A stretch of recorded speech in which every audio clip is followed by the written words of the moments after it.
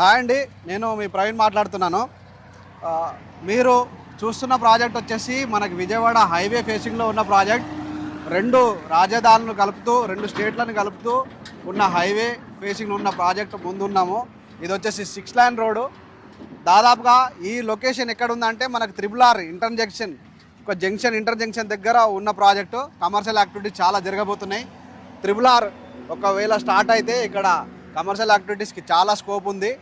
ఎట్లా అంటే మనకు ఓఆర్ఆర్ ఎగ్జిట్ దగ్గర ఎట్లా కమర్షియల్ యాక్టివిటీస్ ఎక్కువ అవుతున్నాయో అలానే సేమ్ త్రిబుల్ దగ్గర కమర్షియల్ యాక్టివిటీస్ జరిగే ఛాన్సెస్ ఉన్నాయి. దాని దగ్గరలో ఉన్నాం. చౌటుప్పల్ లొకేషన్లో ఉంది ప్రాజెక్ట్ వచ్చేసి. పంతంగి టోల్గేట్ దాటినాక వస్తుంది.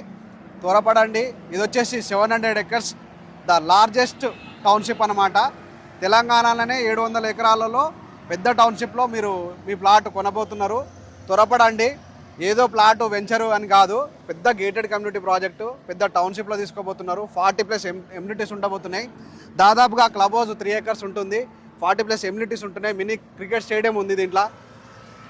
అంటే ఒక ప్లాట్ తీసుకోవడమే కాకుండా, ఇన్వెస్ట్ చేయడమే కాకుండా ఈ ఎమ్యూనిటీస్ అన్నీ కూడా మీరు ఆస్వాదించవచ్చు. త్వరపడండి. ఎందుకంటే త్రిబుల్ అలాట్మెంట్ అవ్వడానికి రెడీ అయిపోయింది. వన్స్ త్రిబుల్ వచ్చేసింది అనుకోండి, ధర మాత్రం ఈ రేంజ్లో ఉండదు. 1000 గజాలు కొనే దగ్గర 200 గజాలే కొనాల్సి వస్తుంది. మా దగ్గర ప్లాట్ ఉండవని కాదు, ధర ఉండదు అంతే. త్వరపడండి అండి. సార్ ఇప్పుడు ఫ్లాట్ ఏ సైజ్ నుంచి ఎక్కడి నుంచి ఉన్నాయి?